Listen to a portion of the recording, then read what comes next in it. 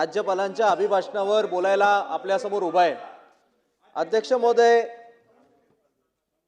आज या अभिभाषणावर बोलत असताना जेव्हा मी प्रत मागितली आणि प्रत मागितल्यानंतर सगळी वाचल्यानंतर मला खरं म्हणजे असं वाटलं की गेल्या वर्षीचीच परत एकदा केवळ झेरॉक्स कॉपी छापून दिली आहे का? कारण जवळपास गेल्या वर्षीचं अभिभाषण आणि या वर्षीचं यामध्ये फार काही मला फरकच जाणवला नाही।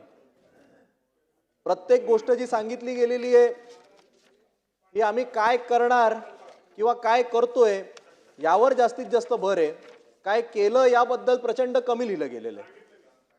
अध्यक्ष महोदय, सगळ्यात महत्त्वाचं म्हणजे दावोसला जाऊन माननीय मुख्यमंत्री असतील, माननीय उद्योग मंत्री असतील यांनी जाऊन जे करार केले याबद्दल यामध्ये भाष्य आहे।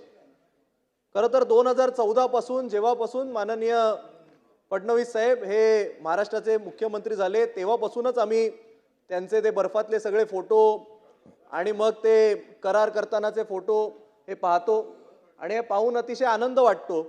असं वाटतं की आता लाखो कोटी हे आपल्या महाराष्ट्रात येणार आणि इकडची बेरोजगारी शून्य होऊन जाणार। पण प्रत्येक वेळी जेव्हा पाहतो तेव्हा जे काही करारांचा आकडा असतो त्याच्यासमोर एक शून्य वाढलेला असतो, पण त्याचं पुढे काय होतं हा सगळ्यात मोठा प्रश्न आहे।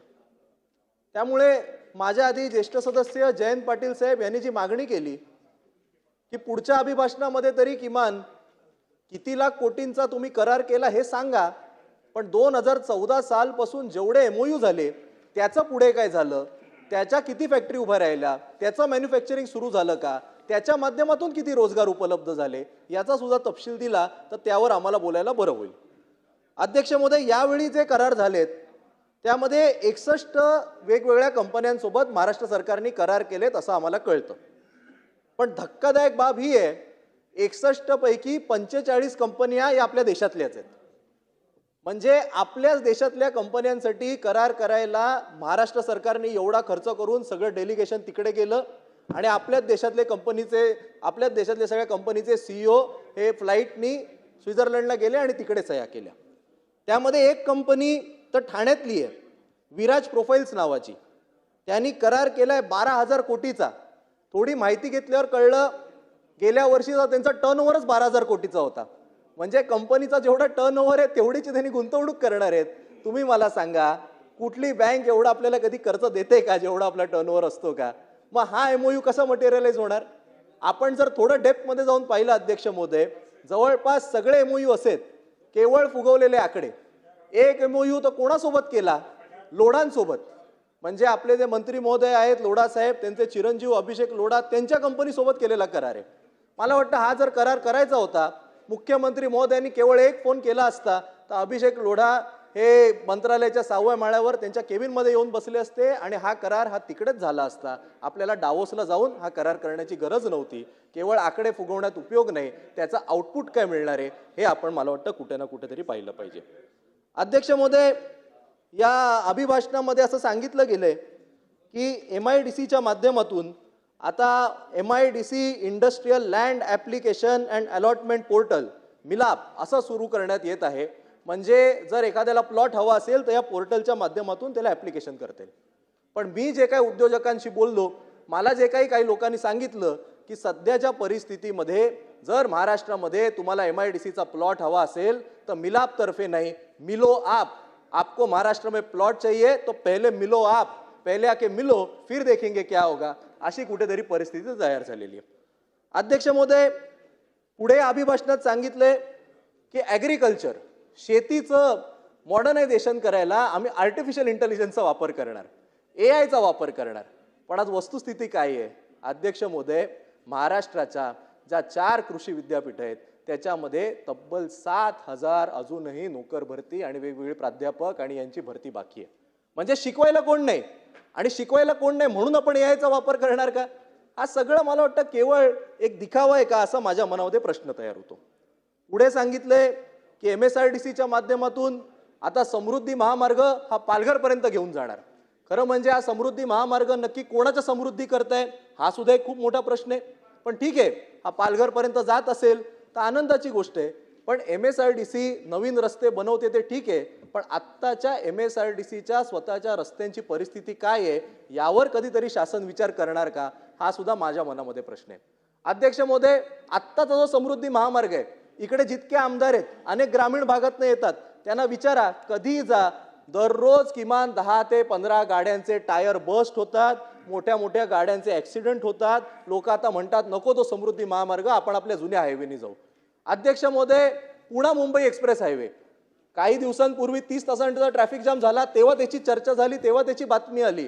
अनेक लोक पश्चिम महाराष्ट्रातले मुंबईत येतात, त्यांना आता विचारा, आता तो एक्सप्रेस हायवे सारखा वाटतच नाही, नॉर्मल हायवे सारखा झालाय. एवढे मोठे तिकडे ट्रॅफिक जाम व्हायला लागलेले आहेत. मी तर म्हणतो समृद्धी सोडा, हायवे सोडा, माझ्या मतदारसंघात वाकोल्याचा जो फ्लायओव्हर आहे तो MSRDC कडे आहे. मी चौथा अधिवेशन आहे ते एका फ्लायओव्हर बद्दल बोलतोय. पूर्ण वेळ 12 महिने त्या फ्लायओव्हरचं मेंटेनन्सचं काम चालू असतं. एक फ्लायओव्हर हे MSRDC वाले जर मेंटेन नाही करू शकत तर एवढ्या मोठ्या मोठ्या प्रोजेक्टची कशी काय कामं करणार, हा सुद्धा माझ्या मनामध्ये प्रश्न येतो. अध्यक्ष महोदय, एक अतिशय सुंदर वाक्य याच्यात वापरलं गेलेलं आहे, जीवन सुलभता आणि व्यवसाय सुलभता करता आम्ही आता छोटे मोठे जर गुन्हे कोणावर नोंदवलेले असतील तर गुन्हे आम्ही कॅन्सल करून टाकणार.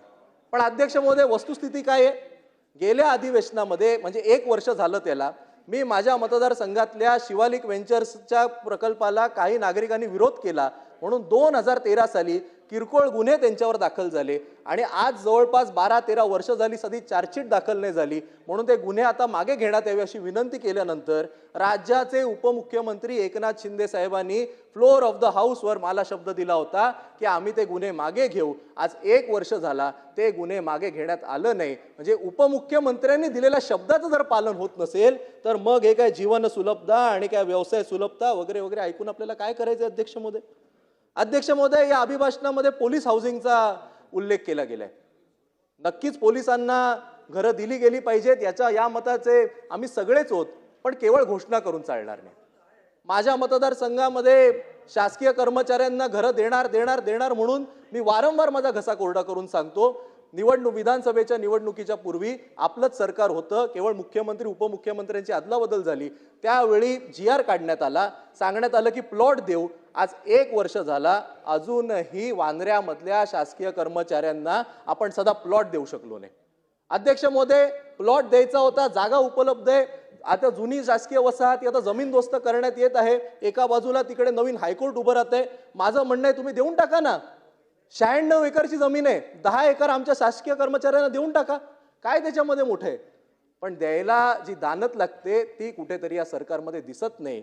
गेल्या अधिवेशनामध्ये जेव्हा मी लक्षवेधी मांडली, मला धक्का असा बसला की PWD मिनिस्टर शिवेंद्रराजे भोसले साहेब म्हणून गेले की हो आम्ही देणार, पण कुठे MMR मध्ये देऊ, GR मध्ये सांगितलं वांद्र्यात देऊ, फ्लोअर ऑफ द हाऊसवर सांगितलं MMR मध्ये देऊ.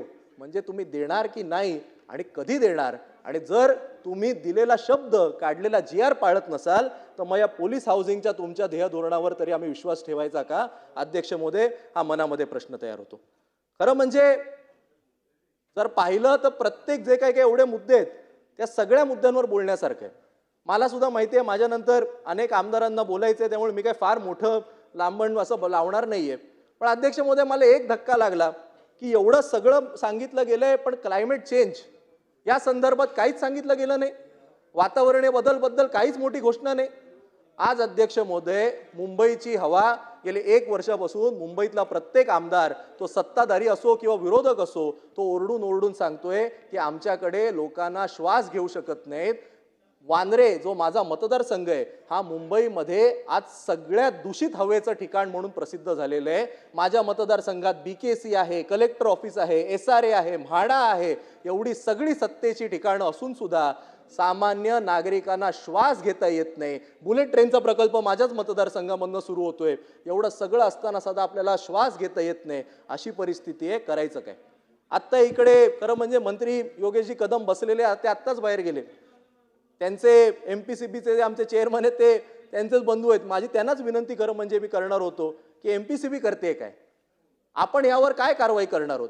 महानगरपालिका काय करते माहिती आहे अध्यक्ष महोदय, एक नवीन मशीन आणले, ते मशीन धूळ फिरवते, म्हणजे पुढच्या चाकाने ती धूळ अशी फिरते ब्रशनी आणि मागच्या हवेने ती परत तिकडेच सोडते. घेतलेत हेच कळत नाही. कधीतरी एकदा आयुक्त, उपायुक्त, ॲडिशनल आयुक्त आम्हाला रस्त्यावर दिसतात, कन्स्ट्रक्शनच्या ॲक्टिव्हिटी 5 दिवस थांबवतात, 6व्या दिवसापासून जैसे ते. सरकारचं धोरण काय आहे? AQI सुधारणार कसा? आज ज्येष्ठ नागरिकांना ब्रॉन्कायटिस सारखेचे त्रास होत आहेत, लहान मुलांना जे त्रास होत आहेत, यावर तुमचं धोरण काय? हे खरं म्हणजे या अभिभाषणामध्ये येईल असं मला वाटलेलं, पण त्याही संदर्भात काही झालेलं नाही. अध्यक्ष महोदय, एक शेवटचा विषय तो म्हणजे या अभिभाषणामध्ये अनेक मुद्द्यांना हात घालण्यात आला, पण मुंबई महानगरपालिकेच्या निवडणुकीच्या पार्श्वभूमीवर जी प्रॉमिसेस ही याच सभागृहामध्ये माननीय मुख्यमंत्री असतील, माननीय उपमुख्यमंत्री असतील किंवा इतर मंत्री असतील, या सगळ्यांनी दिलेली क्या हुआ तेरा वादा असा आता मुंबईकर हे या सरकारला विचारतायत, कारण अभिभाषणामध्ये त्या संदर्भात कुठे कसलाही उल्लेख नाही. अध्यक्ष महोदय, केंद्र सरकारच्या जमिनींवर ज्या झोपड्या आहेत, ज्या चाळी आहेत, ज्या वस्ती आहेत, याचा पुनर्विकास कसा होणार हे आम्ही वारंवार जेव्हा विचारतो त्यावर करू करू करू केवळ एवढंच उत्तर मिळतं, त्यावर अजूनही धोरण नाही. माझ्या मतदारसंघामध्ये जे डिफेन्स लँड आहे त्या डिफेन्स लँडच्या झोपड्यांचा पुनर्विकास कसा होणार हे विचारल्यावर निवडणुकीच्या पूर्वी माननीय मुख्यमंत्री साहेब म्हणालेले, काळजी करू नका, आपण लगेच करू. निवडणुका झाल्या, आपल्याला बहुमत मिळालं, आता ज्यांनी आपल्याला बहुमत दिलंय त्यांना तुम्ही घरं देणार का? त्यांना तुम्ही न्याय देणार का? तुम्हाला विरोधकांचं पडलं नाहीये, पण ज्यांनी तुम्हाला जिंकवलं, ज्या मुंबईकरांनी तुम्हाला पहिल्यांदा मुंबईमध्ये सत्ता दिली, त्यांना तरी तुम्ही न्याय देणार का? हा प्रश्न माझ्या मनामध्ये. आज रेल्वेच्या जमिनींवर अनेक झोपडे आहेत, त्यांचं पुनर्वसनाचं काय होणार? आणि त्यामुळे महत्त्वाच्या विषयांना बगल देऊन केवळ मोठे मोठे शब्द, आजकाल ही फॅशन झाली आहे. काय झालं की त्यामध्ये AI लिहायचं, नवीन टेक्नॉलॉजीचा वापर करणार लिहायचं, मोठे मोठे शब्द टाकायचे, पण मूलभूत गोष्टींकडे दुर्लक्ष करायचं. आणि म्हणून मला वाटतं या सगळ्यांवर लक्ष दिलं पाहिजे. ड्रग्सचा मुद्दा हा किती महत्त्वाचा आहे मला वाटतं सगळ्यांनीच सांगितलेलं आहे. मी जास्त बोलण्याच्या ऐवजी मी काही ज्या रील बघितल्या, माननीय सदस्य योगेश सागर साहेबांनी काही ड्रग्सवाले त्यांच्या मतदारसंघात पकडून दिले, बोरिवलीचे आमदार आहेत उपाध्याय साहेब, त्यांनी काही मला वाटतं ड्रग्सवाले पकडून दिले. जर सत्ताधारीचे मतदारसंघात अशी परिस्थिती असेल, जर पोलीस त्यांचं ऐकत नसतील, त्यांचे गृहमंत्री असताना सुद्धा आमदारांना रस्त्यावर उतरून ड्रग्स पकडायला लागत असतील, तर मग आम्ही काय बोलायचं? त्यामुळे या विषयावर जेवढं बोललं तेवढंच कमी आहे असं मला वाटतं. आणि म्हणून हे जे काही फसवं संपूर्ण हा जो काही भाषण आहे याचा मी निषेध व्यक्त करतो. आपण मला संधी दिली म्हणून मी आपले आभार मानतो. धन्यवाद.